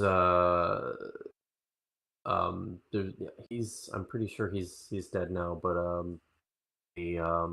New Testament scholar by the name of Geza Vermeesh, who worked also in the Dead Sea Scrolls, and I believe he had converted. I believe he converted to Christianity from Judaism at one point, but he's written some very good stuff about Jewish background to the New Testament. And yeah, honestly, just think some of these guys too, when you pick them up, just make sure you check out their bibliographies, like their own bibliographies as well. Is a nice way to find other sources. I'll name a couple of others here. James Sanders did some nice work back in the 90s, I think. And what's his name? He's a student of Bart Ehrman. Do you know who I'm talking about, Josh?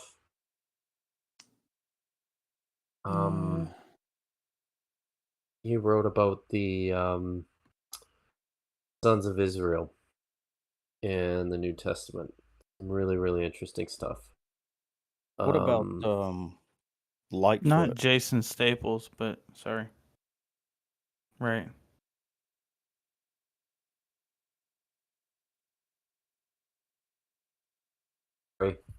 What about Lightfoot? Yeah, he's pretty good. Maybe a bit dated by now, but Yeah. And Gill, yeah, no, I think they're like 16th, 17th century something Gill. I can't remember. That's a lot dated. So what you're saying is there's better works now. Yeah, Okay. yeah. As a rule, you shouldn't be doing your you shouldn't be doing much of anything but history or scholarship using 16th century, 17th I century didn't. sources. Yeah, it was. They were recommended as Sure. as decent reads on it. Sure. I appreciate that.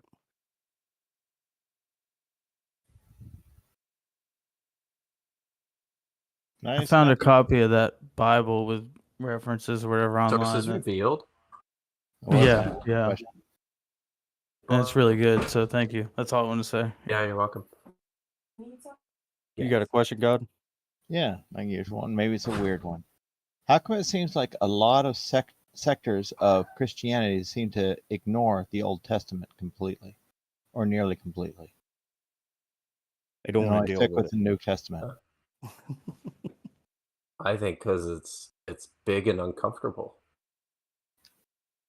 Yeah, I mean, I do think I do think a lot of Christian denominations have developed, maybe not, in their doctrinal statements, but maybe in practice. And Eddie, like you could probably speak to this at this stage more than I could. But they've really embraced a type of reader response theory. Mhm. Mhm. So, the whole sort of stereotypical sitting around the Sunday school class being led by whose turn it is for the week in the class, and they have like their materials they've read through and they say, okay, so, question number one, how does, Ezekiel's response here to the people, uh, make you think about your life in the 21st century or something? And then everybody kind of gives their feeling about it. And I actually think it's going to sound crazy that you're saying this, but I think that's actually a productive way, can be a productive way to utilize ancient texts. As long as you're not turning around and saying, okay, you feel that way now, let's use that as authoritative and go make laws based on it, right? But I think that allows you to read passages like, 1 Samuel 15 and say, what is it that Saul did? Well, Saul didn't really, he didn't trust God, right? And in what ways Yeah. have I like almost done what I was supposed to do and then blamed it on other people? When do I do that in my life? You know what? I need Yeah. to rethink this. Like, I think that's actually very useful. Nobody's getting down into, wait a minute, he killed infants, right? Yeah. Like it's genocide. Yeah. But that's but that's not the point, right? And in that type of reader response theory, that's not the point. And I actually think that's it's a direction that I do wish Christianity would go in a bit more, particularly in like fundamentalist circles. But of course, that sort of thing is anathema in fundamentalist circles. But Yep. anyway, Do you have something, Dr. Kipp? In terms of why, well, I mean, I tend to think that, I mean, so much of this stems. I mean, we have inherited just in general here in the modern West. We've inherited, I think, just a such a strong misunderstanding of what these texts were in the first place and how they came to develop. But then also inherited a particular method for how to read them and what to do with them. And something that you see uh within Second Temple Judaism, within early Christianity, is this very, um I would say it's a very utilitarian approach to the text where it basically becomes entirely about what it can mean for me today and how I can make it fit my life. I mean, this is where we talked a little bit about the phenomenon of prophecy earlier, and this is very much where this came from, is this um this conviction early on that these texts were special, therefore they must mean something to me now today. I mean, this is what every Jew in the first century was doing, who actually, read the texts. They're looking through them, they're poring over them, looking for coded messages essentially about their own personal circumstances in their own time.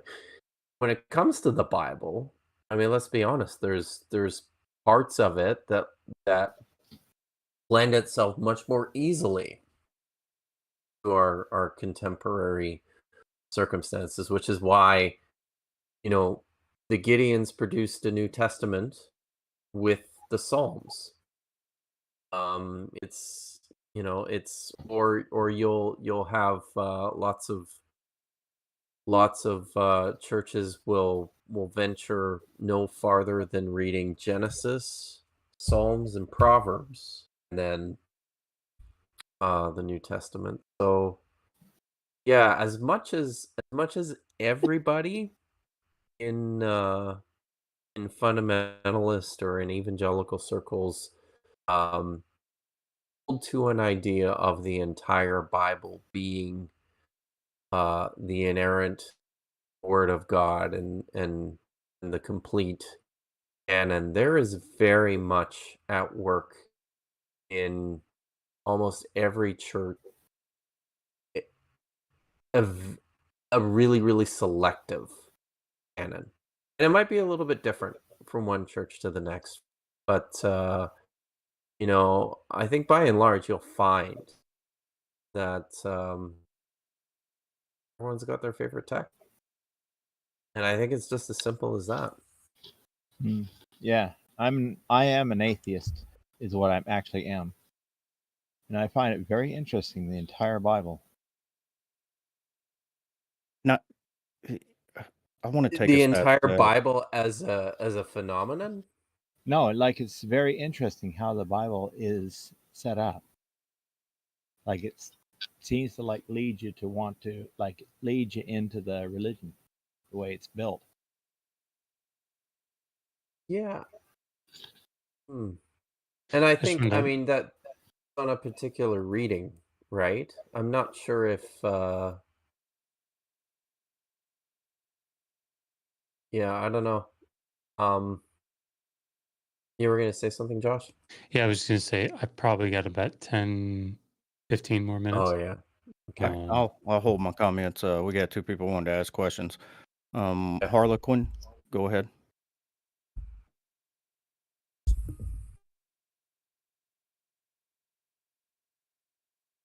Oh no, Harlequin, you waited all this time and your mic's not working. No. Man. I think it's me. Jinxing everybody. That's Harlequin, you're probably gonna have to go out and come back in. Your mic's not working, you're lighting up, but we can't hear anything. Awoken one, you go ahead. Yes, I guess I was going to ask either Dr. Josh or Dr. Kipp. I just don't know how much y'all know about messianic prophecy, but I was going to ask, for me, I care about getting an answer to Christianity, and I think what no one does is study where the passages where the Messiah is actually mentioned. I don't know if any of y'all have specifically where he's mentioned and what exactly he's supposed to do. There's a fantastic book, and Kip, this is I think much more in line with obviously it is because it's Colin's book on the Dead Sea Scrolls and the Messiah and the Dead Sea Scrolls. Have you read that? Yeah. Oh yeah. No. The Scepter and the Star. Yeah, the Scepter and the Star. Very, very good. I don't know if it. Yeah, that's probably well, Kip. I think you know more about this than I do, but that's where I No, would but yeah, probably that's where start. I'd go to. John J. Collins. Yeah. The book is called The Scepter and the Star. I think it's actually part of the Anchor resource series, Anchor Sources. I don't know, something like that. And it's But, recent. What is it? A 2018? Well, it's a second edition now, eh? He Ah, originally yeah. published that back in. I mean, I think I was actually still an undergraduate when he came to our university the first time, and that book had just been published. So that was like 95. It's there's a new edition, and it's updated and expanded, and it's very good. The reason that I point that out is not it's more from a bibliographic standpoint. Mm-hmm. I mean, this is one of like the tricks of the trade, right? If you get a good scholar that puts out a new publication, I don't want to say it doesn't matter what his conclusion is. It's such a great resource because if he's good, he's going to cite any of the recent work that's been done on the topics. You can just flip through the bibliography and go through his footnotes and be like, oh my gosh, look, this your book I didn't know about, or this article that was written by this amazing scholar but is buried in a feshrift somewhere, you know? Yeah, I mean, so yeah, I mean, that deals more with the messianic prophecies themselves. I guess what I'm getting at. Like a list of which are messianic prophecies. Is that sort of what you're looking for? No, I'm looking exactly like I want to know exactly who the Messiah is, what's the description, what is supposed to happen, what's not supposed to happen to him. Right. What exactly? I mean, I think I found every passage he's mentioned, and he ain't mentioned a lot. Yeah. But I think no one talks about the subject. Like I don't hear it in atheist discussions. I don't hear it even in the Jewish community. I don't hear anyone talking about where the Messiah is, what he's supposed to do, what's supposed to happen when he's here. I don't ever hear that talked about. But I think, and the truth is, he's not that important. But knowing about him is probably the most important thing to study. You know what I mean? I've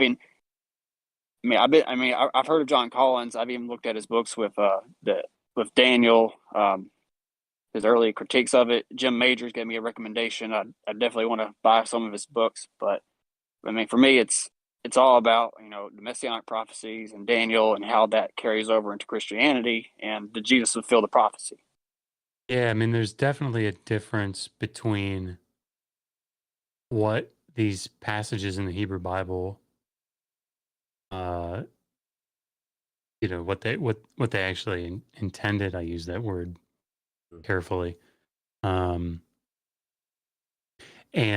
how New Testament authors interpreted them.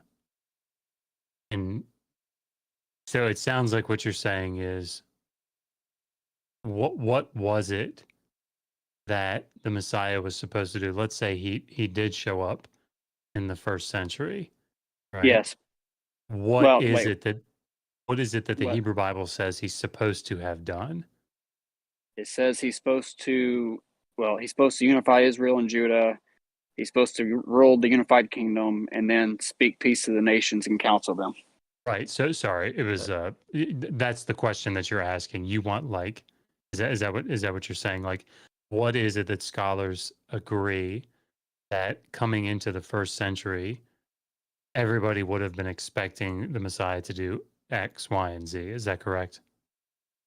Yeah, I mean, well, that could be part of it, but I mean, I'm guessing and that's a more difficult question because what we see, and I think it's important too to consider the cultural background against which Christianity developed. In first century Judaism, there wasn't just one unified expectation of who the Messiah was and what he was going to do. Within the Dead Sea Scrolls, I need to interject though. I mean, that's not important to me. What's important to me is what the text it's what the texts say was supposed to happen. You know what I mean? But of course, yes, but I mean, part of the problem here is deciding which texts That's right. are you're going to identify as messianic. Well, Because I'm that thinking. Well, I'm definitely focused on Zechariah 9:9. That's the Well, donkey entrance, and that's really the only prophecy that he completed. But if you read Zechariah 9:10, God was supposed to cut off the instruments of war from Israel and Judah, and that didn't happen. But what Dr. between Kipp's Zechariah, trying to yes, say, what is it depends on which Jewish tradition you go to, because not all of them are messianic. And are okay, you I got taking the text from Qumran? like I Yeah. was going to So, and I mean, like Zechariah 9:9 as an example is I mean that's a and this is where part of the problem is too, right? Like the word itself, Mashiach, which on its anointed. own simply means anointed one, Yep. and is applied, I would argue, universally within the Old Testament to kings or to prophets, or sorry, kings or priests. Yes. Now, one of the problems that you encounter here is you start what invariably happened was uh, the Jewish collectors and compilers of scriptures, the ones who were reading the texts, started to add more and more layers onto this. So you start to there's the development of, I guess, what you would call messianic prophecies from texts where there there is not even a Mashiach identified. So, and this is where within the milieu, this is why you had a variety of understandings of who the Messiah was and what he was going to do, and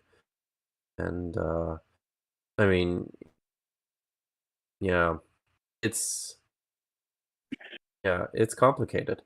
I mean, but see, like for me though, I mean, I think for me, this is the way I just look at it though. Like I care, I care about what's the Tanakh, what it says, and it, there should not be any contradiction between the New Testament and the Old Testament.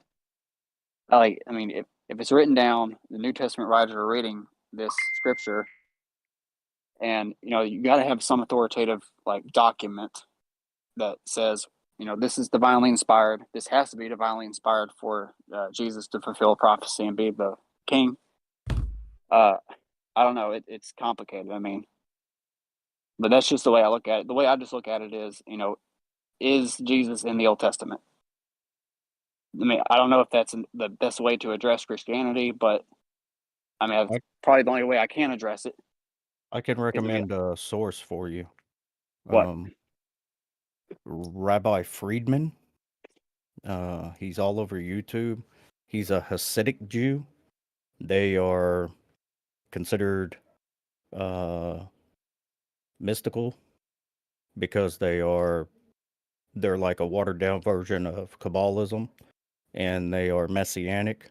And he will show on his videos who the Messiah is supposed to be, the verses that are supposed to tell about the coming Messiah. But there's a lot of Jewish sects that deny there's even any messianic prophecies and don't hold to. That's what Dr. Kipp was getting at, was like with the Let's say, like, but is it like, or are you saying like within the Jewish community, it's kind of like also oral tradition too? I mean, I don't know. yeah, so most of them hold to an oral Torah, and I think the earliest written down oral Torah was like around 1000 AD or something like that. So it literally is an oral tradition. They claim goes all the way back, unbroken chain, to the written Torah. but you're not going to get it, depending on the Jewish sect, you're not going to get agreement on whether there even is a Messiah and who the Messiah is, or what passages are messianic or not. I got you. That's what I'm gonna- saying. If you want, oh, sorry, go Dr. Kipp. No, I was just gonna I was gonna say one more thing, and then I think we'll move on to a final question. But what we have, what survives today as our sects of Judaism, people should understand too that this is not necessarily, or this isn't a clear representation of the picture of Judaism even at the time of Jesus.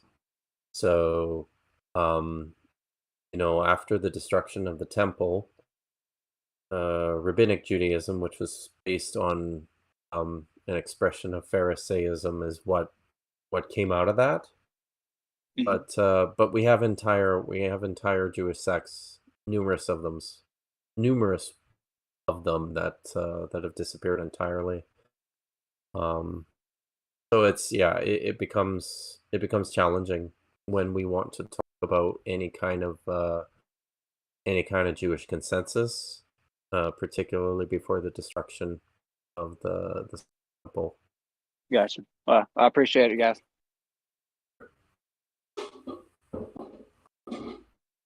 All right, last question. Harlequin, if your mic's working, if you didn't leave and come back, it probably isn't. And it's not working. That's too Well, bad. that's a sad shame. Do what? That's a shame. Yeah. It is. Sorry, Harlequin. Looks like he I sent him jumped a out. message, but he didn't respond. I don't know if he got my message that his mic wasn't working and to come back in. So. Well, I did want to say I appreciate you, Dr. Josh and Dr. Kipp Davis, for hosting this event and allowing us, to host this event with you guys.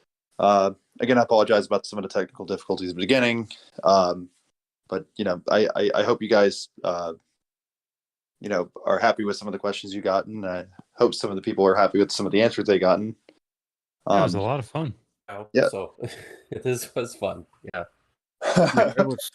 That was fantastic. Thank you guys so much for all that. Yeah, we should definitely do this again sometimes if you guys are down. Sure. For sure. Yeah. You should join the chats once in a while and hang out with us all. We won't bite. We don't bite. I come in and listen from time to time. I just usually have an infant in my arms, so I can't actually join and talk. You shouldn't talk about Oz like that, Dr. Josh. Oh, me and you. Hey, Digi, me and you have had lots of conversations. It's true. This is my first time meeting you, Dr. Kipp, and Yeah. I found your website and some of your papers. I'm gonna check all that out, man. Oh. I really appreciate it. Thank you. I hope you find it useful. Well, I try to be as That was fun. objective as possible in my pursuit. So He likes to talk about this place called Qumran a lot, but he doesn't really have a lot of experience in it. That's the caves, isn't it? That's yes. Maybe someday me and him can sit down and just have a conversation about that. Oh, Qumran. Here is Harlequin's back, yeah. Oh, maybe it'll work. Oh, yeah. Okay, so this will be the last question. You did send it to me. If you guys can, if you want to hit it briefly, it's not one that can be brief, but you're gonna have to make it brief. You wanted to ask Dr. Josh what you thought about the 600 plus laws, which that specifically Gentiles were meant to still follow. I think if there were any whether Gentiles were supposed to follow them. Yeah, that's a complicated question. It depends, I guess, on which way we're looking at it. So if you're if you're looking at it strictly from the narrative, different nations had different laws, right? Once an individual came under sort of the jurisdiction or whatever of the nation of Israel, well then, they're subjected to the laws of the nation of Israel, just, like any other nation. So there's certainly rules. And again, like probably the person to read on this more would be, Tikva Frymer-Kinski has a great section in the Laws of the Ancient Near East 2-volume set, edited by Raymond Westbrook. Of course, Ray Westbrook has an edited volume put together by Bruce Wells and Munch, I think. I can't remember. It's called From the Tigris to the Tiber. But yeah, I mean, they write, of course, Bruce Wells writes extensively on this as well. But the role, like the laws for Gentiles in the narrative, I mean, if you think about places like Deuteronomy 20, there's a very specific role for any foreigners that are living in the land, right? They're dead. Yes. So, those that are outside of the land of Canaan proper, they can either be subjected to, provide tribute, but again, they're not becoming residents of Israel. So then you go to passages like Leviticus 25, and you can see, or just in the book of Leviticus itself. But again, this is all dealing with sort of a coherent narrative, coming at it from this more fundamentalist approach. If we're doing it from, an actual historical critical view, well, now it gets vastly more complicated, because are these laws even laws that were current in Israel? Do they represent, the musings or the desires of Judean scribes? Like, are they more proverbial? Like, what? There are lots of different opinions on this, and so then it kind of goes back to, what do we actually know about laws in the land in the ancient Near East? How would they pull together, at least from a informative standpoint, to tell us what it is that we would say is probably going on in Iron Age Israel? Tough. So I guess the answer. That probably wasn't satisfying at all. It most definitely I thought it was satisfied very me. satisfying. Yeah. You always satisfy me.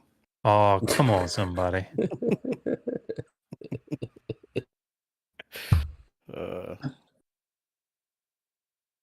I guess that's it. Thank you guys so much. Yeah, Thank you. seriously. Thank y'all again. Anytime. All right, guys. Have a good night. You too, y'all. Come back and see us sometime. We'll Party do on, that. dudes. All right. Thank you. Yeah.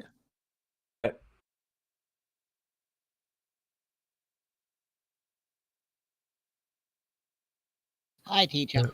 Hey, how's it going? So, final announcements. Always like to say, if you like the server, join, subscribe. Feel free to donate to my Patreon, become a mod. You can host events like this whenever you want. Discord.io/TJump is the link. Again, join the Patreon $5 level. You become a mod, and you can host events and do this kind of cool stuff like Ilmatic and Eddie did. Thank you, Ilmatic and Eddie, for hosting events, and keep up the good work. See you guys later. No problem, man. Yeah, Hope you have a good night. Hope I didn't screw it up too bad. Oh, you fucked it up. No, I'm kidding. You didn't screw it up as bad as me. You didn't screw it up as bad as me. I'm just sitting there and like, jeez. Long story. Y'all have a good one. I'm about to pee on myself. All right. I'm going to change the